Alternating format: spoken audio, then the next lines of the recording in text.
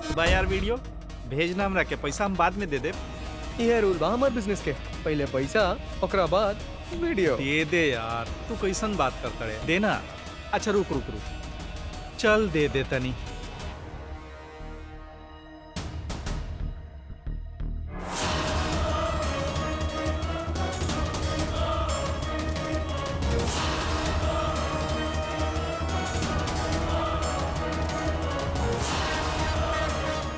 ये बताओ अगला वीडियो कब देबे तू? अरे अभी ना, तू घर में एगो बुढ़िया आयल बाड़ी, ओकरा जाए के बाद ही वीडियो बना पाई। ठीक बा भाभी, जल्दी ही मिलल जाए। ठीक बा। हाँ? हाँ हाँ बिल्कुल बिल्कुल। मम्मी जी के भी ध्यान रखिया। हाँ हाँ जरूर, आप भी अपन ध्यान रखिए। हाँ ठीक बा। ठीक बा, मिलल जाए। हाँ मम्मी जी। खुश रह बहू, हम जल्दी आए। हाँ मम्मी जी आपके आय के ही पड़ी, गुड न्यूज आवे वाला बा।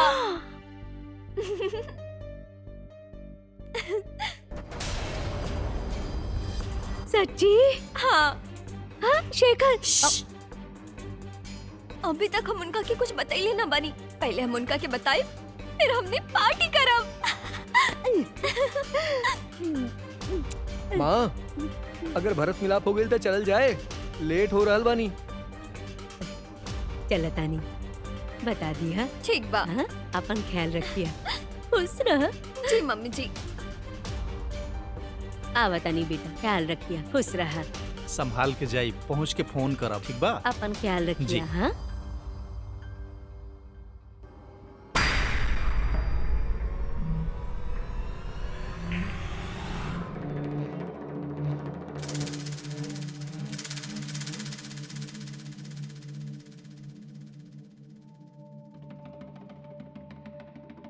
अरे का करत बानी आप? अभी मम्मी जी नुक्कड़ तक भी ना पहुँचले और आप फिर से शुरू हो गई नी। इतना दिन के बाद अपने बेबी अपन घर में अकेले मिलल बिया, तो रोमांस भी ना करी? शाम के, अभी ना, पहले कुछ सरप्राइज बा। चला ठीक बा, जब इतना दिन के पियासल बानी तो कुछ घंटा और सही।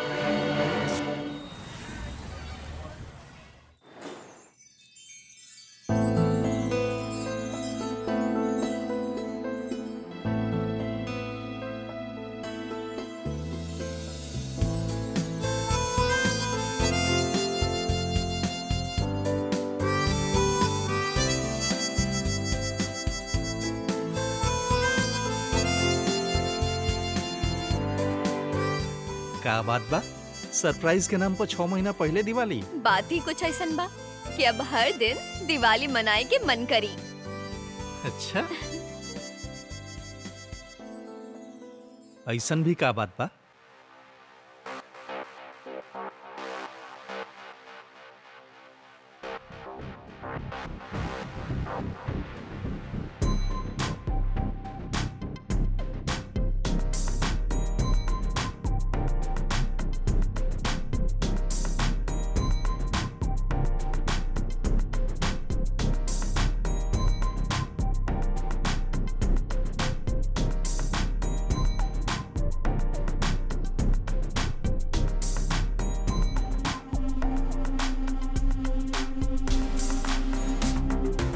अब 9 महीना तक कुछ ना।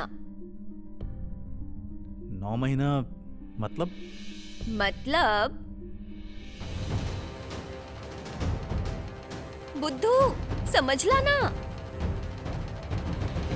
तू प्रेग्नेंट पड़ू? हाँ,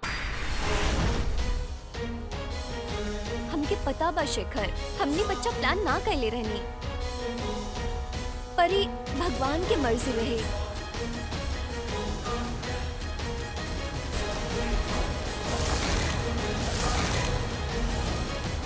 अगर गांव में पता चल गई ना कि तोहार न रहला पर केहू लइका घर में आवेला, ता हमनी कहीं मुंह दिखावे के लायक न रहब।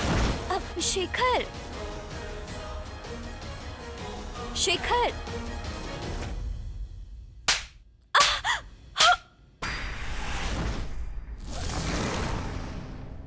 नमस्कार, मैं हूं रवि किशन।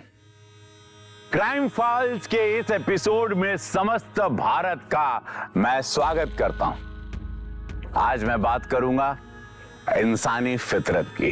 इंसान की फितरत है कि वो अकेला नहीं रह सकता, उसे प्यार की, लगाव की जरूरत होती है। शादी जैसे रिश्ते में ये जरूरत और बढ़ जाती है। शेखर और विद्या के रिश्ते में प्यार और शारीरिक केमिस्ट्री दोनों की कोई कमी नहीं थी। फिर अचानक से दोनों के बीच ऐसा क्या हुआ था कि उनके खूबसूरत रिश्ते में एक खतरनाक मोड़ ले लिया।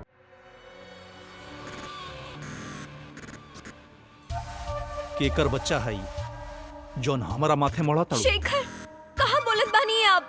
सच बताओ केकर बच्चा है? शेखर आपके ही बा। झूठ बोल बे। हाँ?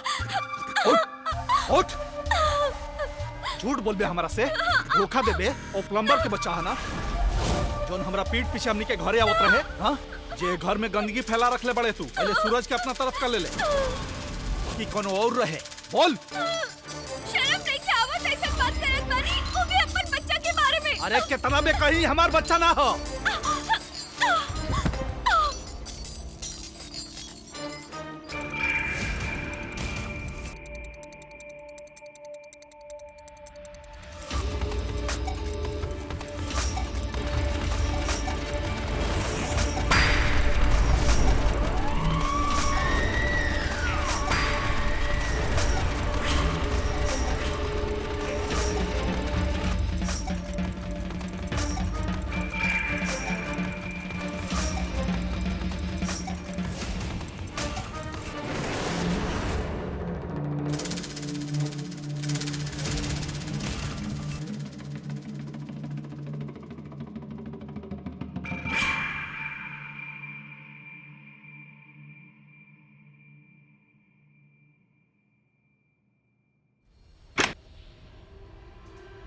का भइल?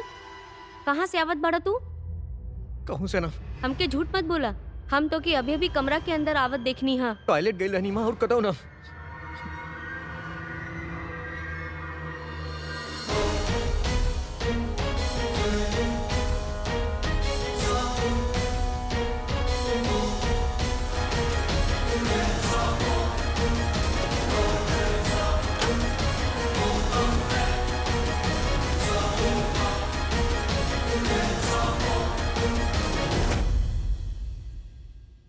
कितना बार कहानी तारा से ये हमार बच्चा होइए नहीं कह सकत, काहे कि हम नपुंसक हई। नपुंसक भइल का होखेला समझलू ना? आखिरी बार पूछा तनी, सच बताओ केकर बच्चा है? शेखर कहाँ कहत बानी आप? आपके ही बच्चा बा। शेखर आप मानत काहे ना बानी? सच में आपके ही बच्चा बा। का कमी रह गई रहे हमार प्यार में? तारा पे इतना भरोसा कई, तारा से इतना प्यार कई, तू हमरे के धोखा दे देलू। हम कोनो धोखा ना देनी आपके, ये आपके ही बच्चा बा। भगवान के चमत्कार बा। शेखर ये आपके ही बच्चा बा। सच कहत बानी आप, आपके धोखा ना देत बानी शेखर। साली अपन पाप भगवान के नाम पर डाल करे, हमारा के धोखा दे रहे, हमार भरोसा तोड़ ले। कम से कम भगवान के नाम पर झूठ तो मत बोल।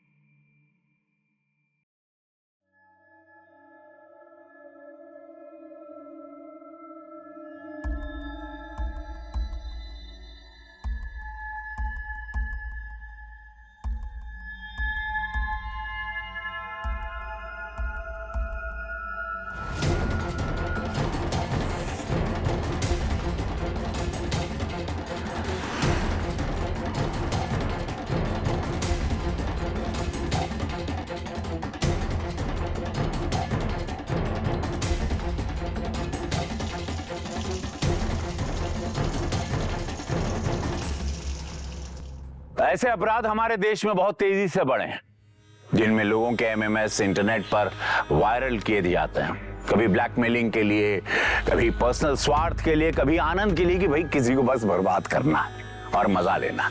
ऐसे अपराधों के मूल में हमारे समाज की दकियानूसी सोच है, छोटी सोच, जो प्यार और शारीरिक की समीपता जैसी प्राकृतिक चीजों को वर्जित मानता है। और इसी से तो शुरू होती है एक नए जुर्म की कहानी। सोचिएगा जरूर।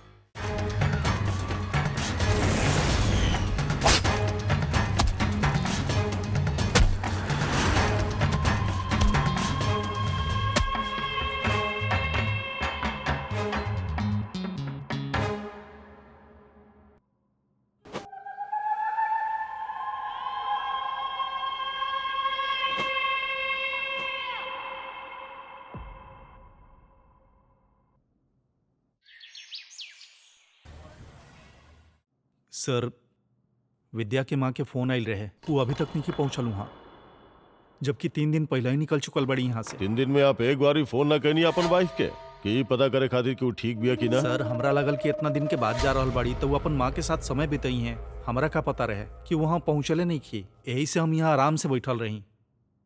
पता ना यार। देखिए आप संभालिए अपना आपके, हमने अपन तरफ से पूरा कोशिश कर जाए आपके वाइफ विद्या के ट्रेस करे के, जल्दी कुछ ना कुछ पता चल जाए।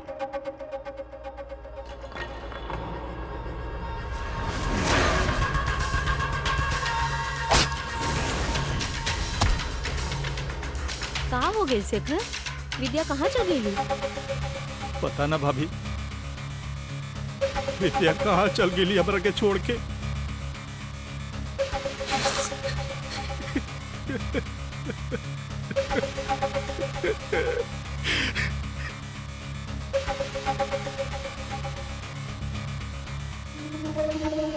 सरी, शेखर के कहानी हमरा थोड़ा अजीब लगता। जबकि उस सफर में अकेले जाला तो ओकर घर के लोग 1-1 घंटा में फोन करके पता करत रहेले, और ये पिछला 3 दिन में एको कॉल ना केलस अपन बीवी के। आस पड़ोस में सबसे बातचीत करा, पूछो लोग से कि वो लोग विद्या के लास्ट टाइम पे कब और कहाँ देखले रहले, कहीं मियाँ बीवी के बीच में कोनो झगड़ा तरा भइल रहे। जी सर। और हाँ, तेजी से 1-1 मिनट कीमती बा हमनी खातिर, जितना टाइम निकली विद्या खातिर खतरा उतने बढ़त जाए।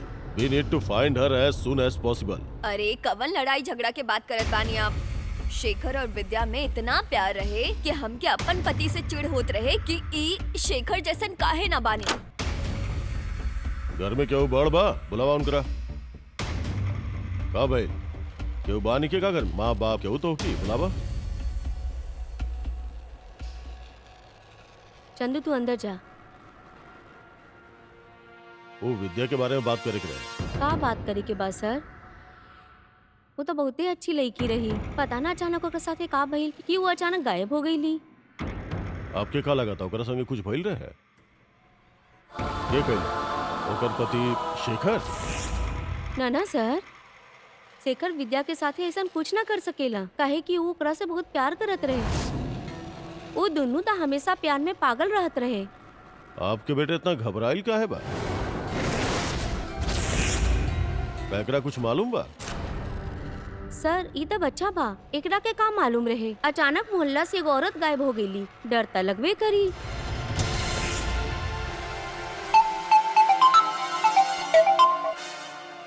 हाँ बोला, कहा बॉडी पार्ट्स मिलल बा?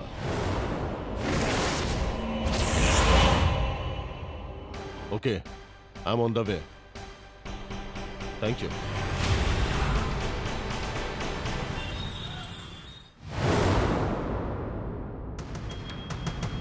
ना सर, ये नहीं के हो सकत। विद्या भर के छोड़ के नहीं जा सकत। अरे शेखर बेटा, अपना आपके संभालो बेटा, तू वहीं से टूट जाए तो हमार का होगी बेटा। हम हो तो अपन बहू और होके वाला पोता कोई नहीं है बेटा।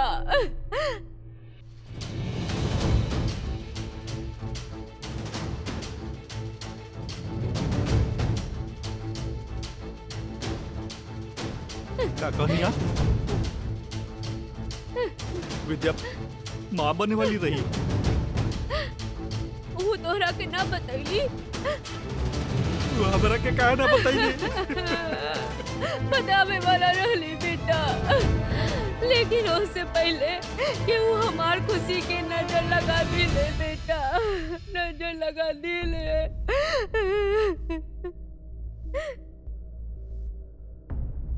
सर, विद्या के हत्यारा ना खाली हमार विद्या के ही नहीं के छीन ले, बल्कि हमार होके वाला बच्चा के भी।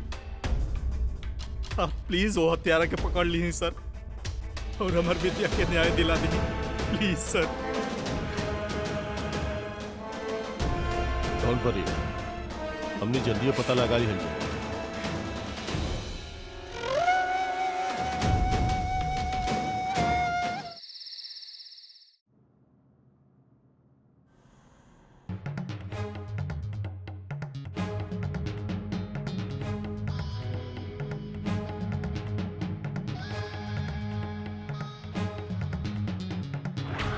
का भइल चंदू?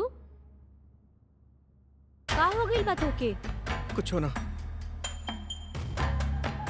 हमार तरफ देखा, का भइल बा? कुछ दिन से देखा तनी डेराइल डेराइल रहेला, स्कूल न जाइला, पूरा दिन कमरा में बंद रहेला। बतावा का भइल बा? बतावा बेटा, हमके बतावा।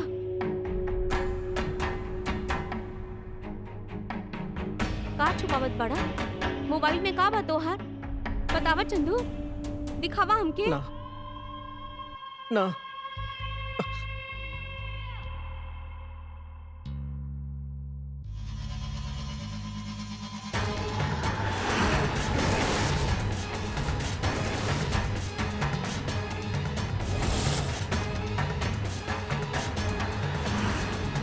बेटा, 2 दिन से तू कुछ नहीं के खेले बाड़ा, कुछ तो खाला, वरना तो हर तबीयत खराब हो जाए बेटा।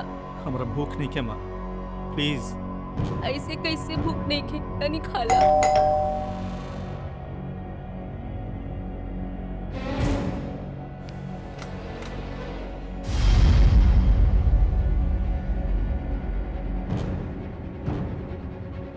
सर, कुछ पता चला विद्या के मरले बा? पता तो हमरा सब चल चुकल बा, अब तू जेल जाए वाला बाड़ा।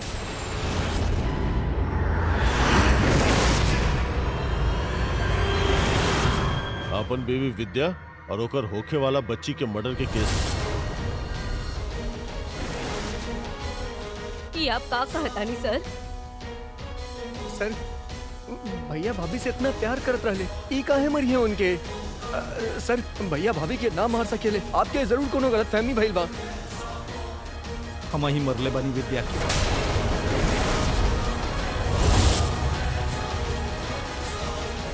तू हमरा के धोखा देत रही।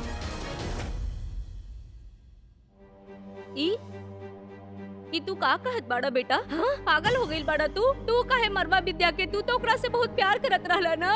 बाकी वो ना करत रहे माँ, यही से तो केहू और के लगे भाग गई। पर के कर लगे? ये रहे वो बच्चा के बाप? पता ना, लेकिन हम ना रही। जब तोरा ये पता नहीं खे तो तू इतना श्योर कैसे हो सकेला कि वो बच्चा के बाप तू नहीं खा बल्कि के वो और रहे? काहे कि हम गाँव में जांच करवैले रही। हम बाप नहीं की बन सकत, कैसे कि हम नपुंसक हैं।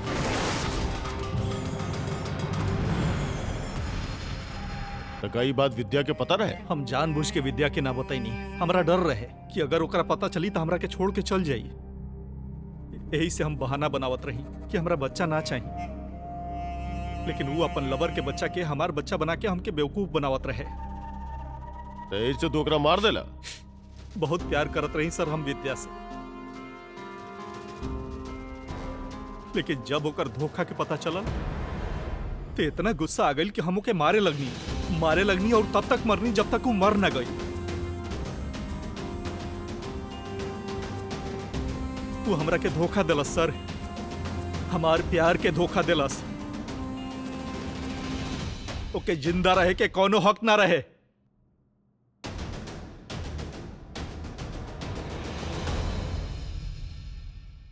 डीएनए टेस्ट करवाई ओकर होखे वाला बच्चा के, उस सच कहत रहे। वो तोहरा के कोनो धोखा ना देले रहे। ओकर होखे वाला बच्चा के पिता तू ही रहला। ई रहल रिपोर्ट, देखा?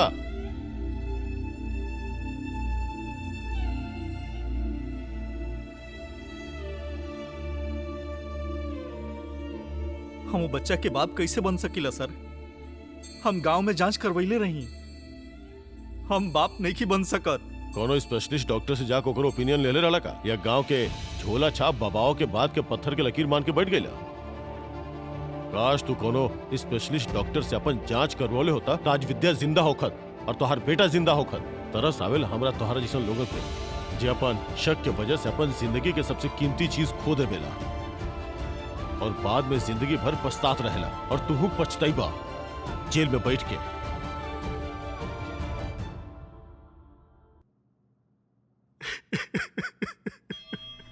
देखा आपने कैसे शेखर ने अपनी नपुंसकता के बारे में विद्या को भी नहीं बताया था, जिससे वो सबसे ज्यादा प्यार करने का दावा करता था।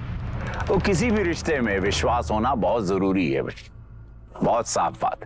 बिना विश्वास के रिश्ता कैसे भी हो वो झूठा ही होता है। जैसा शेखर और विद्या का रिश्ता था, जहां प्यार करने वाला ही हत्या करने वाला भी निकला। हमें प्यार के बड़े बड़े दावे करने से पहले एक दूसरे पे भरोसा करना सीखना होगा, नहीं तो बेकार है। प्यार का सच्चा मतलब समझना होगा कि प्यार का मतलब क्या, ताकि ऐसे मामले खत्म हो इस धरती से और सच्चे प्यार की वास्तव में जीत हो। शेखर की नासमझी हम सबके लिए भी एक सबक है। गांव के एक छोटे से डॉक्टर ने उसे कह दिया कि वो नपुंसक है और उसने मान लिया था। दुनिया को बताने की शर्मिंदगी में उसने अपनी जांच ठीक से नहीं कराई थी। अरे दुनिया को बताने, शर्मिंदगी करने, अपनी जांच ठीक से तो करवा लेता, किसी से यार दोस्त से बात कर लेता। शर्माने छुपने की क्या बात है? अबे किसी स्पेशलिस्ट डॉक्टर के पास दूसरी राय तो लेता कि है या नपुंसक या नहीं है, शरीर ठीक है या नहीं है, तो शायद विद्या भी जिंदा होती और उसका होने वाला बच्चा भी। इसीलिए मानते हैं ना आप कि शादी में सबसे बड़ी चीज होती है विश्वास। इसी ख्याल के साथ मैं रवि किशन लेता हूं आप सबसे विदा, इस वादे के साथ कि अगला एपिसोड होगा इससे भी ज्यादा हैरत अंगेज। तो रहें खबरदार, बने होशियार और मेरे साथ देखते रहिए क्राइम फाइल्स।